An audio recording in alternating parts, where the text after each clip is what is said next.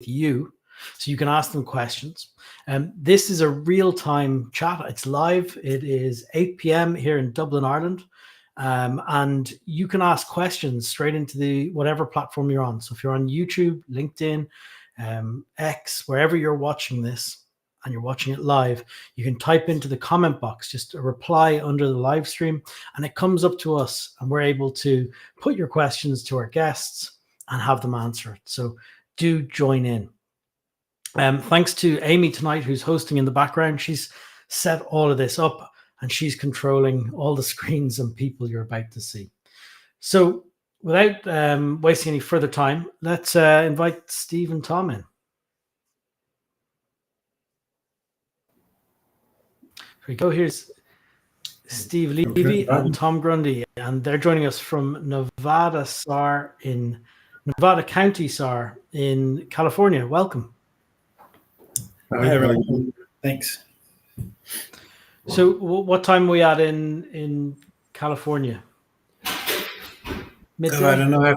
We're at noon right now. Yeah, awesome. Noon. Okay, fantastic. And joining us, we have people joining from all over the world. It is noon Pacific, 2 p.m. Central, 3 p.m. Eastern. It is midnight in the Gulf, the Middle East. It is 7 a.m. in Australia, New South Wales. Morning, guys, if you're watching. And it is 9 a.m. in New Zealand. So we should get lots of viewers here. And I can see, hey, Robert, greetings from Southwest Washington State, and David in York, UK. Excellent. And we'll get lots of people here joining as we go through. As I said, you can welcome to put your questions to the guys. Oh, right. We have Ohio coming in. Hey, Clinton County. Excellent. I assume that's Tom, is it? Okay. So Nevada SAR, let's talk a little bit about your team. Once we do that, we're going to talk about the two applications we're going to look at that you've built on the D4H API. And one of those applications, this is a quick teaser for everybody. One is a sign-in app on an iPad. Is that right? Right now, it's actually only on Android, but it's on a tablet, I should say. But it's a sign-in app to sign into attendance in person in a meeting. And the second app is a combination of GroupMe chat, CalTopo, which is a very popular app for search and rescue, and D4H. Have I got that right, Steve? That's true.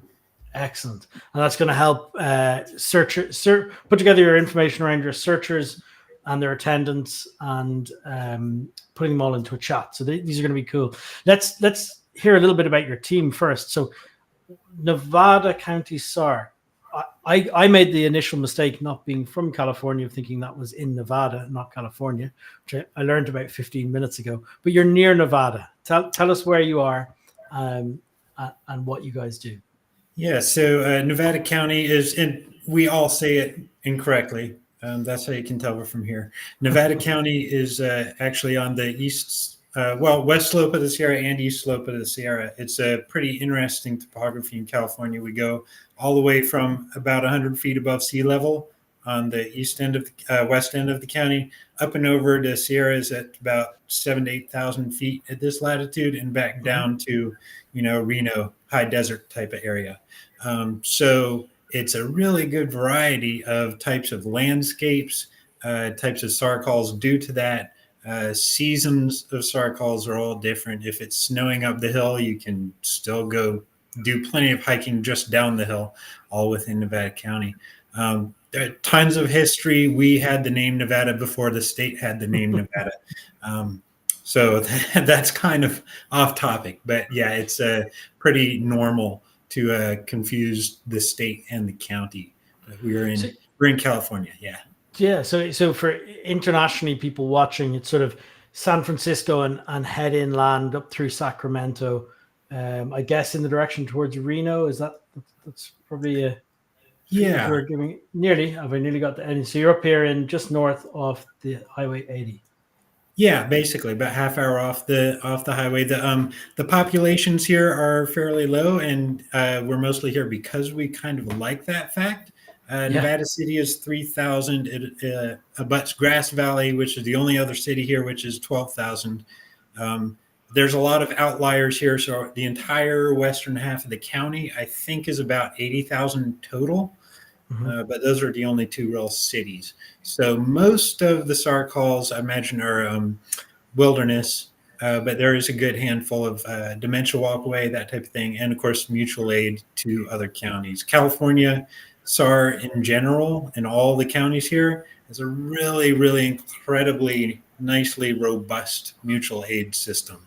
So it's a real joy to be a part of that and to see others come help us and be able to go help others. So typical call, you were saying wilderness person lost. Is that would it be, or injured? What do you guys do the most? Oh, it's so hard to answer that question. I mean, D4H has really helped in trying to keep some statistics of that. And even before D4H, we were trying to help tie into the ISRID, is it the name of the database that lost person behavior comes from? Casters, yeah. Lost person behavior. But I don't. I haven't looked at statistics. Other folks on the team probably have. I'm just one of the volunteers, so I'm sure the management probably have look at some of the statistics some more. But it's a pretty interesting mix between all those categories. So talk us through some of these photos. What's happening?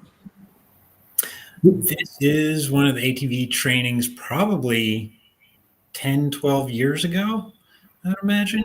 Yeah. So, and this is one of the typical forest roads that you would find around here. I think that particular road is a semi-world famous Fordyce Creek Jeep Trail. That's in Nevada County. And it looks like that's what they're on right now. Yeah. Very good. And are the ATVs provided by the sheriff? Do you guys bring your own? How does it work?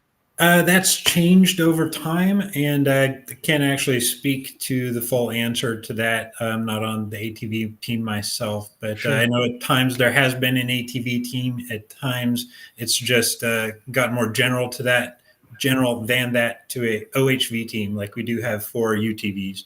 And I think there's a few motorcycles. I'm not sure how the team labels work with that as well. Excellent. We've also added some e-bike team. So we have e-bikes because they're very convenient for the trails. There's about 140 active members right now on the team. Excellent. And anything like an e-bike is fantastic, right? Because you can hear around you versus being on with an engine like an ATV. Massive difference being able to hear if somebody's shouting or as you get nearer somebody. Okay, fantastic. So I see an incident command van there. Is that your command truck or? It is. That's one of them. Right now we have that one Sprinter. We have another one coming online in the next few months that we generally, I think, would like to divvy those up west side versus east side, because getting over the pass in the winter is more of an ordeal than it sounds like. But we also have a 26-foot command trailer as well, that's on the west side as well.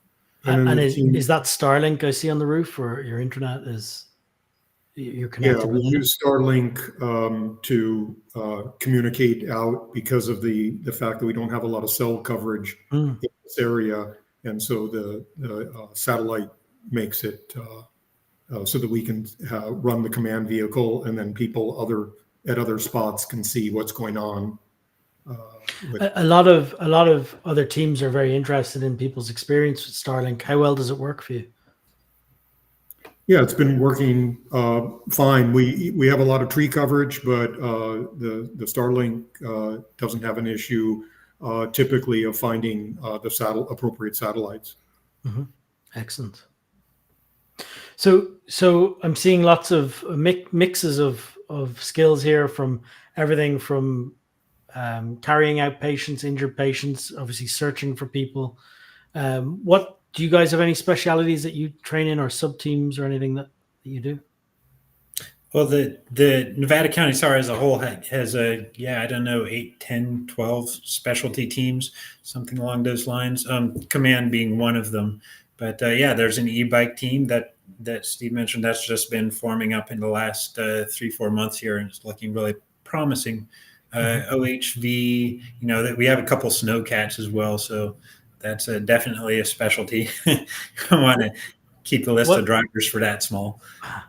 What's OHT is off? Off-highway vehicle. Off-highway vehicle. So that would be things like four-wheel drive Jeeps, but in our case, mostly the UTVs that you see one in the picture there, and ATVs if they're in use, and I guess motorcycles would generally also fall under OHVs. And who knows how you categorize e-bikes because they're new enough. Do you call them OHVs or not? We also have a ropes team, and they do a lot of trainings, and we've had to use the team quite a bit. People who are on bikes or whatever on a trail have an issue going off the side of one of the trails and may fall fair distance down. And so this ropes team has been very useful in helping recover those individuals. Very good. And you're coordinated by the sheriff. Do they take the sheriff's office take an active role in managing the team, or are you self-coordinated and funded through them? How would it work? So they send one paid officer, deputy. They send one paid deputy on every call with us. And if it becomes more of a public profile thing, they'll have more law enforcement presence there. So someone can play the role of public information officer before the cameras show up, hopefully. But they always have at least one. Yeah. Will they typically get involved in the search planning, and will you have a separate incident commander, a volunteer incident commander, or what role will they play? Yeah, so typically they're mainly just a liaison with the sheriff's office. They absolutely help with logistics and getting things that are necessary. Occasionally they do help with the search planning, but generally everyone below that paid officer is volunteer on the organizational chart during a search. So generally we'll have a search manager / deputy incident commander who's a volunteer, and the org chart goes down from there, all volunteer. Excellent. And for anyone watching who isn't familiar with volunteer organizations like this, nearly a better term is just unpaid professionals. There's a whole tier of professionals within that versus ad hoc groups of volunteers. They're well organized and coordinated groups. There's a question in here from Andrew. Andrew, I'm trying to see where you're from. If there's a commenter, from Surrey, British Columbia. Excellent. Have you had success in getting preferred or priority Starlink plan from SpaceX at an affordable cost? No, it's been, I guess, pretty difficult to actually talk to SpaceX. They're in Southern California is their office, so they're close by. But no, we pay the standard rates that everybody else does. I know the county has one of the high-speed terminals, but we just have the regular terminal with the rectangular antenna. Is there a lot of contention in the area for service? Typically at certain hours of the day in town, but where we're typically searching, we'll get anywhere from 50 to 150 megabit per second service. So even though the systems we have are RV systems, so we can move around with them and such, we still get, we get reasonably good performance. Excellent. Yeah, it's interesting. We don't see that in Ireland. There isn't popularity to cause contention yet, so we're getting excellent service rates still. You see all the plans with priorities and other things, and why would you buy that? there's no queue at all. So it's all good. Okay, fantastic. Well, we better get onto these apps now. We've got a sense of Tom, you were going to go first, I think, with the attendance. Yeah. I see there's already somebody looking for a link to it on the Play Store. We can mention that in a little bit. I'm going to go ahead and share the app screen here. Okay, so is that showing up? Yeah, there we go. So we're looking at an Android tablet plugged in. Our team has, I think, 6 of these tablets. And we have the context for using this sign-in app so far is that it hasn't really seen any development work in about 3.5, almost 4 years. Main reason was that thing called COVID. We did actually use it at monthly meetings for 4 or 5 months, something like that. And we could set 2 of these tablets up and they could be talking to the same sign-in database. So someone just punches in their number and it signs them into the same event. At the end of the event, it can push that attendance to D4H. It can update the actual attendance record on D4H. And to tell you the truth, I don't remember if we got that part of it completely working or not 4 years ago. We haven't had much need to work on it more since then. But I'll just give a little quick demo of what it does here. None of the graphics are supposed to be exciting or appealing or brilliant user interface, except for the part that the incoming people see. So this part right here is just something the administrator would see. And it's giving you the option of, hey, which existing event do you want to start signing people in for? Or you can create a new event here. So this is still not something that anyone but the administrator is going to see. So that's why it doesn't look nice. But you can, reread a roster, that type of thing. I will show us a few slides here on it in a minute. But what it has done so far, it has read the roster from D4H. So it's ready to go, ready to start signing people in. The administrator hits this thing in the top right that looks like a keypad, the bunch of circles, and then it's ready to use. So we set 2 of these out on different tables at the meeting. It can basically double or triple our throughput of signing people in at the start of the meeting, which did kind of get to be a bottleneck with just one piece of paper that everyone has to write on. So this is what the incoming folks see. Enter your SAR number. All of our members have 1, 2, or 3 digit numbers, basically starting with 1 and going up to, I think we're in the 130s now. They do get recycled over time, of course. But so it's asking you to enter your SAR number. Let's say that someone is coming in who is SAR number 23. If you haven't memorized your SAR number, then we let folks know, hey, you need to memorize your SAR number. So you start typing that. As soon as you type one number, it's going to say tap your name when you do see it. If otherwise, keep typing. So 23, I'm going to hit 2. Okay, that's the person's name. You just tap it. And then what do you want to do about that? I want to sign in now. It says thank you for signing in. Next person comes up, 34. They tap their name. They hit sign in now. And continue, wash, rinse, repeat, and you can have multiple tablets going at the same time, all talking to the same database. You'll see at the top of the app a little cloud and an up or down arrow that shows up intermittently, and that's when it's talking to the cloud a little bit. So let's say SAR number 1 comes in, they sign in, sends that to the cloud. It's all good. And we did try to break it with multiple tablets trying to sign in the same person at the same time. And it did handle that contention quite nicely. So, but this is not about showing off the app. This is about showing off the integration with D4H. So at the end of the event, then there's an administrator code that you would put into here. And you would that lets you have this little gear icon in the top right.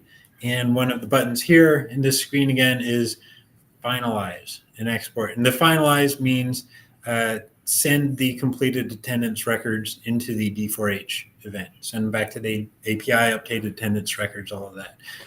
So are you talking to a server in the middle there? Yeah. So let me close this out because I think the demo is basically done. And let me bring up a little slideshow and walk through that.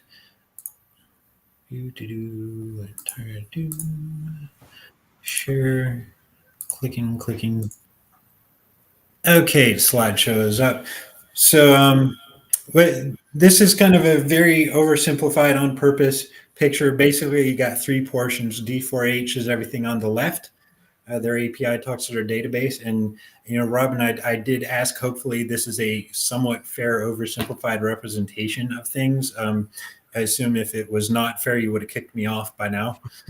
In the middle is our server, Nevada County SAR server, which is actually right now is in the cloud. But it keeps a database, which is not actually a clone of the D4H database at all. That would be pretty hard to do, if possible at all. It just keeps a few things in it, the roster and the event records. And then we did write our own API that talks with that database and basically serves as the thing that the app is going to talk with. So the app doesn't not talk directly with the D4H API. It talks with our own API, which then in turn talks with the D4H API as needed, because the times it's going to make those calls are not all identical. So I just have like 5 or 6 slides to kind of walk through animations, I guess, to kind of walk through what happens at different points in the game. So the first one here happens daily as long as there's internet connection. So our program sends a request to D4H, hey, give me the roster data. I want to just keep it updated daily. The main reason for this separation, again, is not only so the app has something to talk to that's not directly the D4H API, but also so that we can take it off of internet if need be. We have the sign-in database, signin.db has the roster as of the last time it was connected to the internet. As long as the app can talk to the Wi-Fi in our command trailer out in the field, then it's good. That statement had a lot of impact 4 or 5 years ago when Starlink wasn't there and we didn't always have reliable internet in the field. And still, we kind of want to be prepared for the case where we don't have internet in the field. We don't want to be in the case of we must have internet in order to find the subject. That's not a great plan. But that's why that was built. Also, it enables multiple Androids to talk to the same single NC SAR, Nevada County SAR server. So after it sends that response, then the D4H roster data comes back and goes into our local database there. Second part of the game is when the app is started. So as soon as you started it on the Android, and that's what I was describing there, it sends a request to our local database, our local API, hey, give me the roster data, which you at some point, hopefully very recently, got from D4H. And then its roster data goes back to the app, along with a list of what events are in process. Third stage is during app usage, when people are signing in and signing out at the start and the end of the meeting or the training. We have used it at a few training. We did not actually use it at an incident yet. So it will send a request saying, hey, someone signed in. You should do something about that with your database. So then the database sends back through the API a response that basically says, okay, thank you very much. I acknowledge that person is signed in. Then fourth, finalize. So at the end of the event on that administrator screen again, if the administrator hits the finalize button, it'll say, hey, here's all the finalized roster, the times in, the times out, everything along those lines. Again, you should do something with that information API. So here's the request. In turn, that will trigger our internal database to send to the D4H API. And if it doesn't have internet right then, it buffers it until it does later on. And D4H will then update that attendance record. And then its response will say, thank you very much. I updated the attendance record. We're all done here. Very good. Yeah. And So, do you pull down a list of activities into the sign-in server as well? Are you selecting the activity at the start, or are you creating that as well? yeah, it does pull the list of activities from D4H on that same daily basis whenever it is talking with the internet. But you can also create a new event from the app. And if you do that, then it'll buffer that new event until it has internet again, and then it'll push that new event to D4H.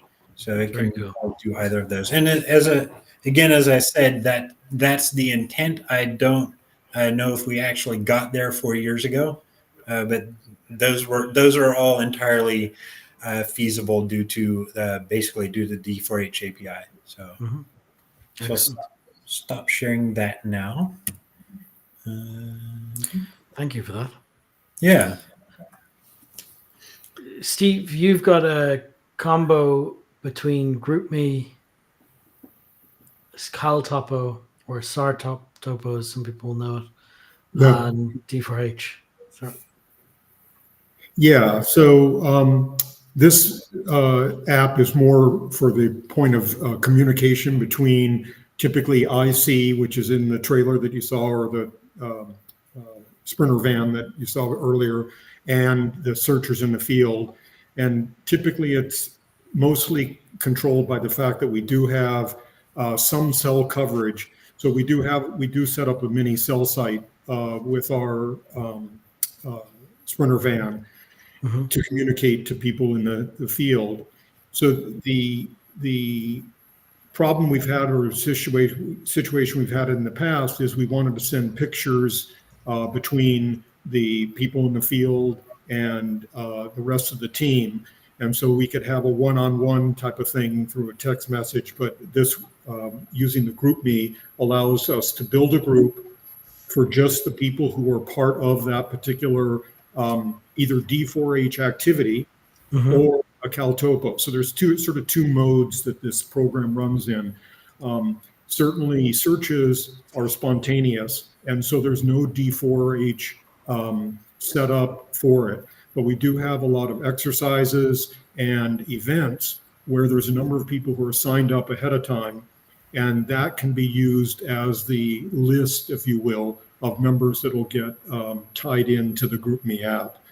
So let me. Gotcha. And so the problem here being solved is that you want to create a GroupMe chat with just your active searchers in it, automatically create that group.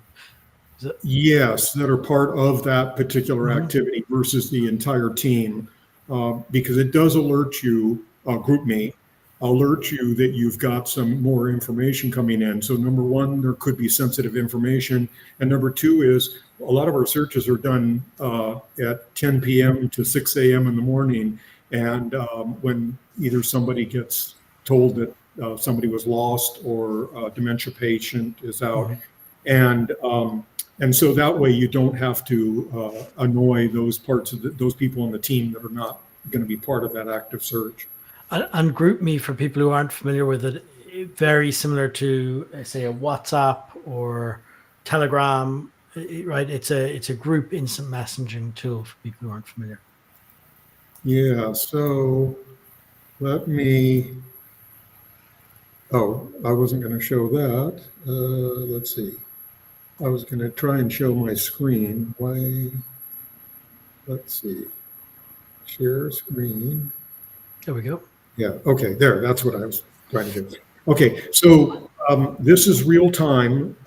You can see D4H, the dashboard is here.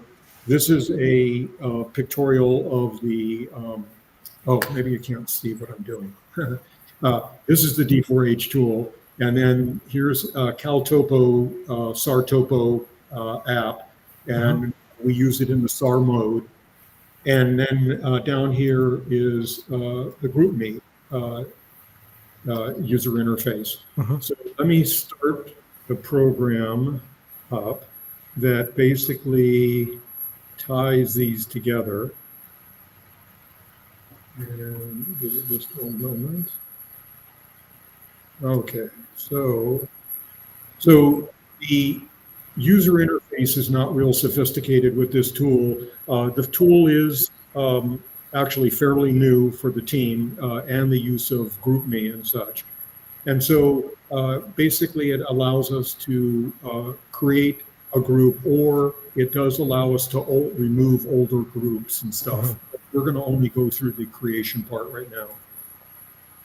Okay, so then there's two possible modes, as I mentioned. One is for a new search, or the other one is from using a D4H event that it's existed. So first use we'll show is that we're going to do it as a D4H event. And so what it does is it asks for the name that we want to use for this group, and we'll just call it test D4H event. And so when we do this, this sends some information out to the GroupMe, as well as tying in other information. And so then it needs the ID And so for this particular test, I created an event. And so I'm going to put in the 3284. And what's this running on, Steve? Is it when we see those dialogues popping up on screen?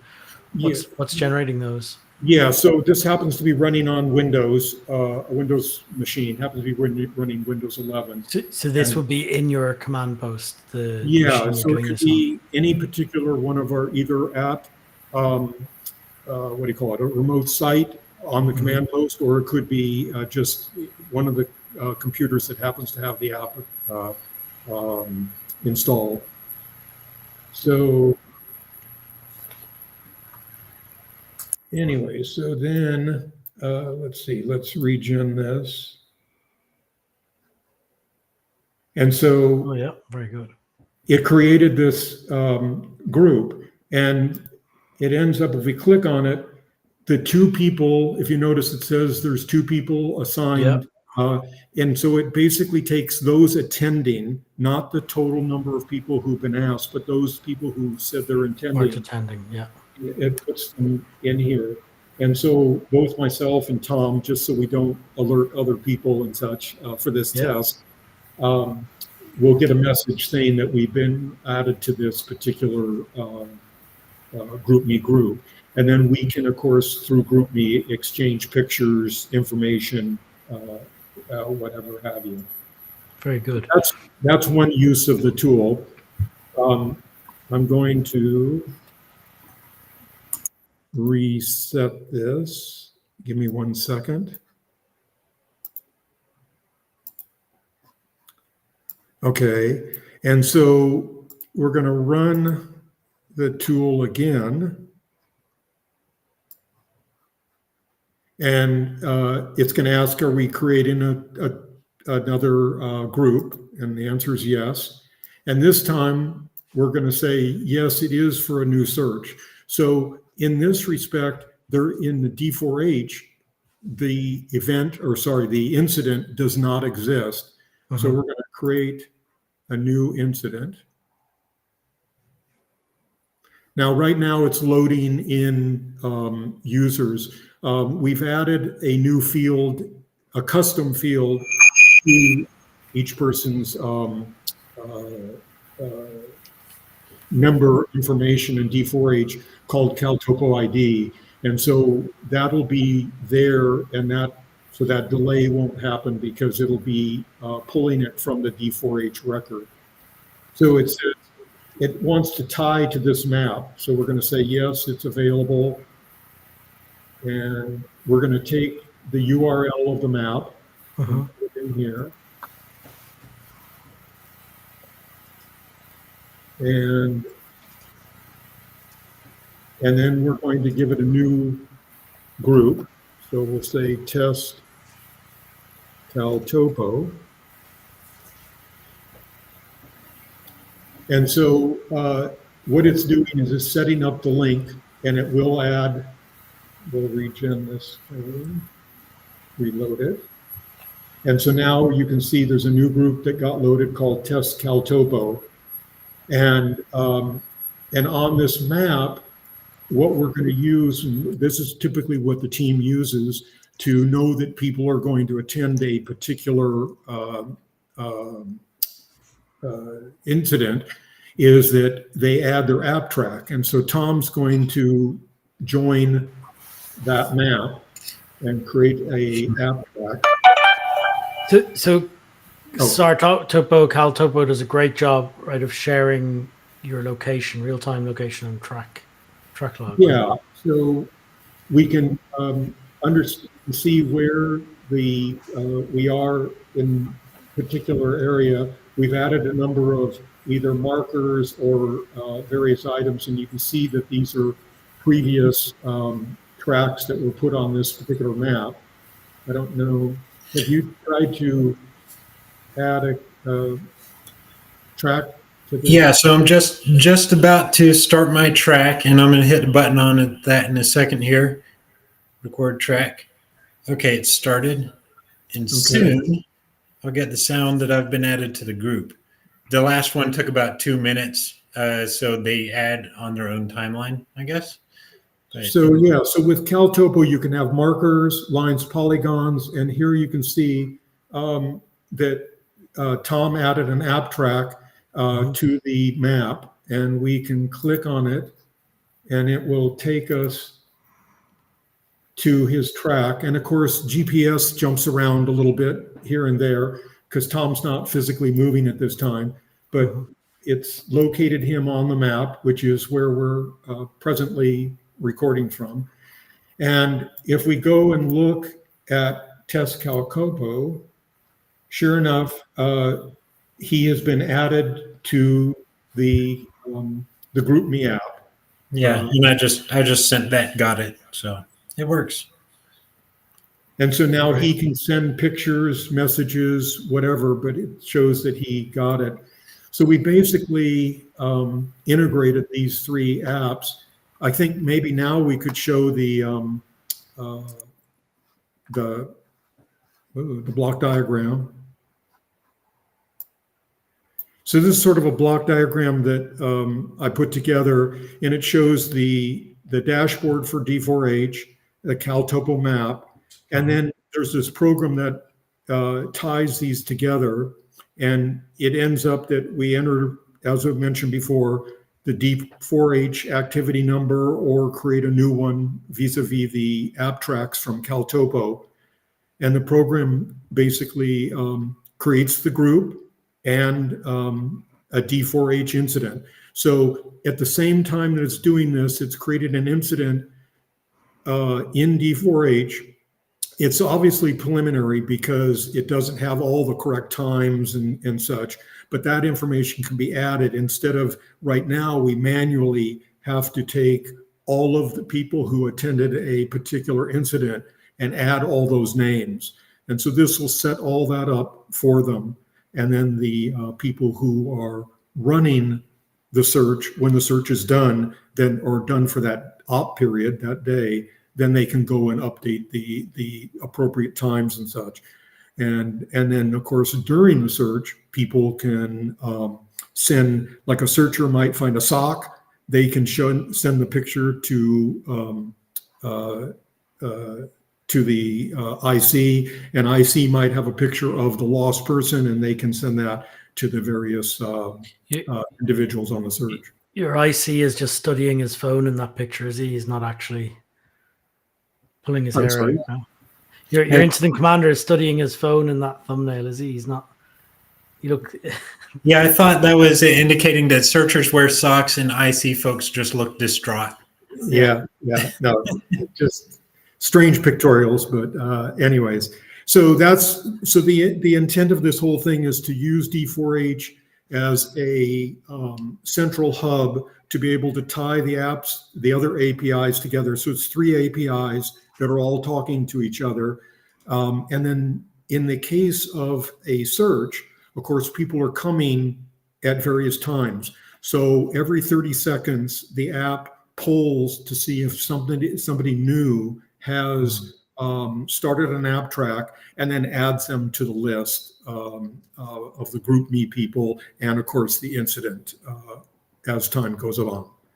Very cool.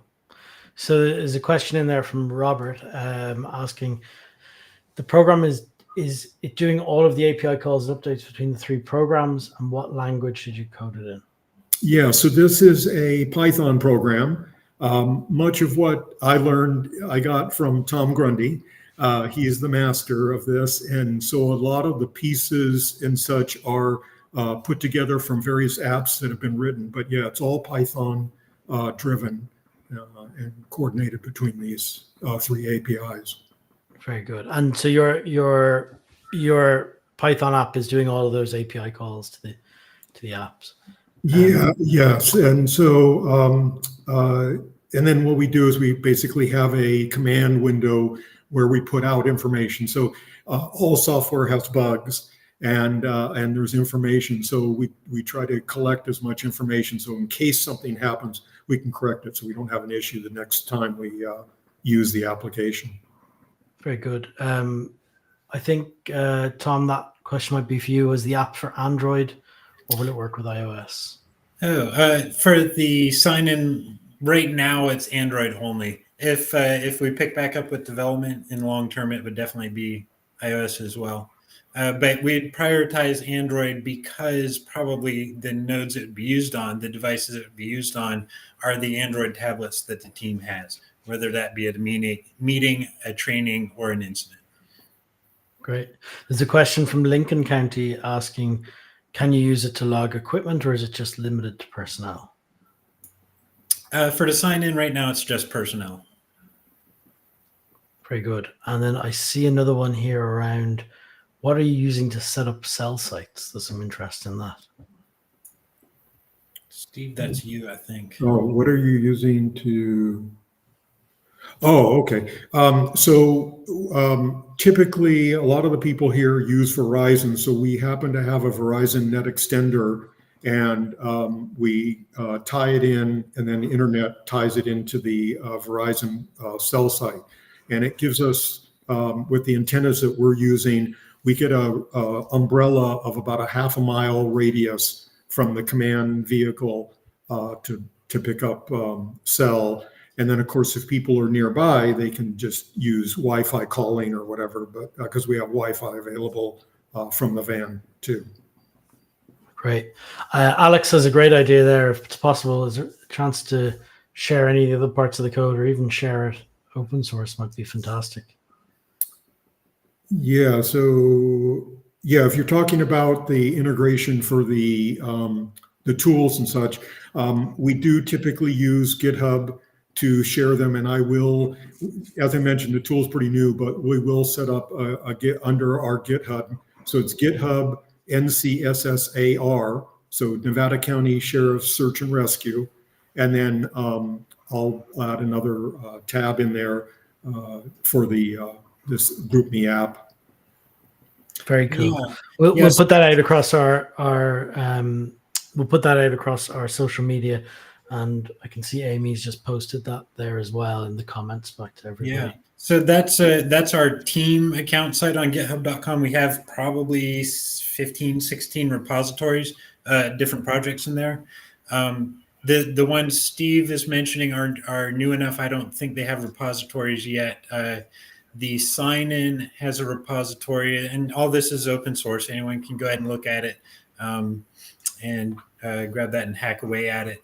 The sign-in API, that our middleware in that flow, if you will, that has its own repository as well. There are a handful of other repositories. The most robust one is Radiolog, but that doesn't make use of D4H, different topic. But. Very good. What does Radiolog do out of interest?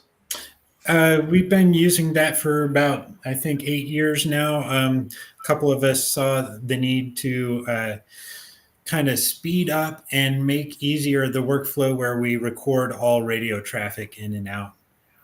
So now that's all computerized, automated, and ties in with things like Kenwood Fleet Sync to get GPS coordinates, all this.